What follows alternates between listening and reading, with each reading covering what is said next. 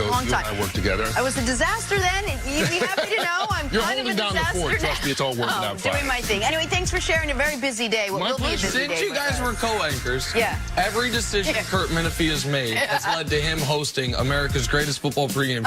And every decision you've made has led to you sitting across from me every single morning. That is a fork in the road moment from whenever that was. We're both very happy with what we are so happy every single morning. All right, Kurt, we're going to play a little game called Drawing a Blank. I'm going to say a sentence. Oh, that's a bad beat for Jenna. You guys are going to finish it.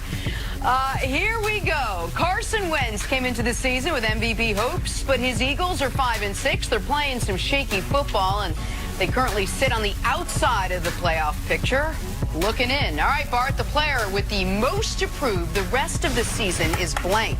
To me, it has to be Dak Prescott, right? Because we understand the road to the playoffs has gotten a lot more difficult, especially because Philadelphia has, I believe, the first or second easiest schedule there. And they have some tough matchups. And it starts today with the Buffalo Bills. So Dak Prescott's going to have to not only prove that he's worth the money, if he really likes and cares about his coach, he's going to have to try and take them at least to a Super Bowl berth. That's a lot of pressure. Kurt? I'm going with the guy we'll see today, Mitchell Trubisky. He was the #2 overall pick in the draft. They traded 4 draft picks to get him. Teams don't want to admit they made a mistake when you give up all that draft capital to get a guy. He did okay last year. If they can get him back to okay, they won't go out and get a new quarterback, I think. They'll stick with him. But he hasn't been even remotely close to okay. And if they have to do it, tear it up and start all over again, it changes their franchise. It's a great point on Trubisky. They can't tank because they don't have their pick because of the Khalil Mack trade. And this offseason, they have to make the decision on that 5th-year option. So he could be playing, even though the Bears aren't going to make playoffs, he could be playing for his future as an NFL starter. I'm going to go with the guy we know is an NFL starter. I thought I knew was an elite NFL starter, just hasn't played like one this year, Carson Wentz. You mentioned how easy the schedule is for them coming up. 2 against the Giants, 1 against Washington, 1 against Miami. Despite how mediocre they've been, it's still all in front of them. The team ahead of them in the standings is talking about firing their coach seemingly every day this week. Carson Wentz has to play better. I know he's dealing with a slight hand injury, but he seems healthier. He is healthier than he was last December or the December before. So I'm going to say Carson Wentz. All right, good stuff. Speaking of guys with something to prove, despite reaching the Super Bowl last year, Jared Goff and the Rams are 6-5 and in a distant 3rd place out in the NFC West. So, Bart, the team outside of the playoffs most likely to get into the playoffs is blank. The Browns. You talk about the easiest schedule remaining, and the one tough game they have is a team that they've already beaten in the Baltimore Ravens. They just kind of match up with them well. They understand conceptually what the Ravens are trying to do. So I think they go on a run, and I think Baker Mayfield has finally settled down, and I think that they're playing good football, and I think they're going to be a sneaky team. Kurt? I'm going to go with the team you mentioned earlier, the Philadelphia Eagles. You look at the NFC playoff picture, it's basically set with the exception of who wins the NFC East. And you mentioned all the stats. The Eagles, their last 5 games, they play Miami this week, they play the Giants twice, they play Washington, and then the head-to-head with Dallas coming to them. They've got the potential to win all 5 of those games, which means Dallas has to go 4-1. Not only does Dallas play the Eagles, 3 of the other 4 games are against the Bills, the Rams, and the Bears. I don't see them sweeping all those games. That would put Philadelphia in first place and make the playoffs. I think Philadelphia will make the playoffs. I think you're correct, but I'm also I think you guys have the 2 teams that are outside in, so I could pick either one. I'm going to go with the Browns because I know how much it irritates Jenna Wolf. Listen, I don't know if you guys saw it, but Odell found the end zone this weekend. Baker's out here stunting on people again. He's finally going to have more wins than commercials. Right, they're gonna whether it's good or bad. Who did they beat last week? They're gonna say, listen, they beat who they played. They beat who was on their schedule.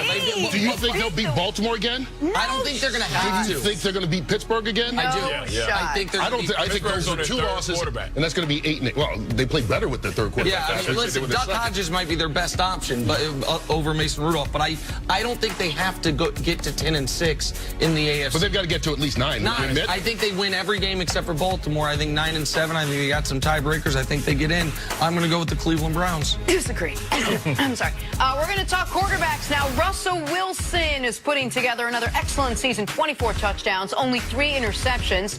Has him in the mix for MVP. Bart Scott, the quarterback you'd most want to win one game is blank.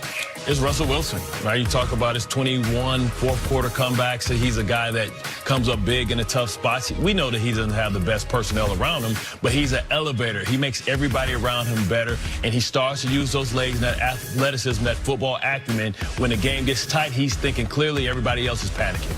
I love Russell Wilson, but how can you not say Tom Brady?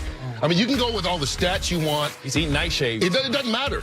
He wins games. I mean, that's the bottom line. The numbers don't look good. The teammates don't look good. Blah, blah, blah, blah, blah, blah, blah. In the end, he wins. They're 10-1 this year. Obviously, he's got the rings. I don't know how you go against him, no matter what. Historically speaking, obviously, Brady's the answer. But in 2019, not this year, they're 10-1. They are 10-1, and he has been a passenger on that ride rather than the driver on that ride. But he wins games. The team certainly wins games, and he's the quarterback for those wins. I'm going to go with the guy who I think you believe, I think there might only be 2 people left in the world who believe it, is going to end up a Super Bowl champion this year, one Patrick Mahomes. People have, all of a sudden, we are so prisoners of the moment. Yeah, all of a sudden, Patrick Mahomes isn't even better than Lamar Jackson anymore. Patrick Mahomes is even the best quarterback in his division. Who knows? People are saying different things. In his career, there have been 2 games where Patrick Mahomes did not, in the fourth quarter, have his team in the lead or tied. Twice. So that's however many games he's played. 27 games, 25 times he's put his team either in the lead or they've been tied in the fourth quarter. Now, the defense has let him down, unlike Brady's defense, who's been carrying him. He's had to carry the defense. I still say Patrick Mahomes. He's the best player in the whole league. In the league? Yeah, in the league. All right, on to the New Orleans Saints. Drew Brees and company, 9-2, and the favorites to win the NFC. But, Bart, the best team in the NFL is blank. The Baltimore Ravens, right? You talk about a team that's complete. You talk about elite special teams, kicking, making a trade for DeAnthony Thomas, I believe his name is, from Kansas City. Yeah, you know him very well. Field position. Talk about elite defense. Talk about scheme versatility. You got everything that you need, and you got something that the league hasn't seen in a long time. It's going to take them at least a year to adjust to it. Action Jackson's playing, great MVP caliber football. How can you not go with those Ravens? Can I go with code number 1? Sure. Because I like the Ravens, too, especially the way their defense is playing right now, which nobody's talking about because we're captured by Lamar. But the 49ers, I think they're the most complete team in football because if you look at the Ravens, I think if you stop the run, and somebody's going to stop at one game. I mean, you always have that game where you can't do your thing. I think the 49ers, they have other ways to win games. They can win by passing the ball. Obviously, both defenses, I think, will keep them in games. I think from top to bottom, though, the 49ers are probably the best. And Kyle Shanahan is maybe the hot young coach everyone thought Sean McVay was a year ago. Nothing in Sean McVay. But I'm going to go with the team that I think people got thrown off their scent because they laid such an egg against Atlanta.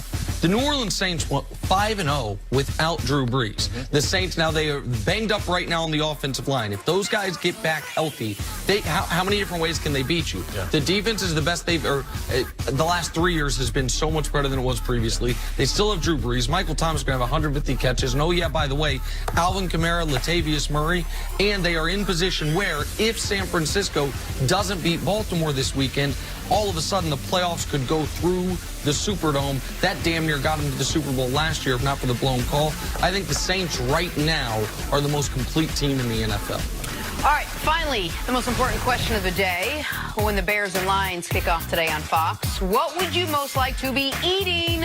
Bart, the best Thanksgiving side dish is blank. My wife's sage dressing. Little sage sausage mixed up in the dressing, little gravy. Yeah, I go into a coma in about 2 hours. Okay. I'm going right to the dessert, sweet potato pie. I'll have it as a side. I'll have it as an appetizer. I'll have it as a dessert. It doesn't matter. It's a vegetable. Those 2 things are good year-round at any time. Yes. I'm going to go with something that is only eaten on Thanksgiving, and I look forward to it every time. Green bean casserole. Get the little fried onions on the top. It's something, if you brought me green bean casserole any other day, I'd say, what are you doing? Right. But today, I'm looking forward to it. I'm excited for it. Your wife's dressing sounds amazing. All sweet potato pie is great. I'm going to go green bean casserole. Underrated side dish.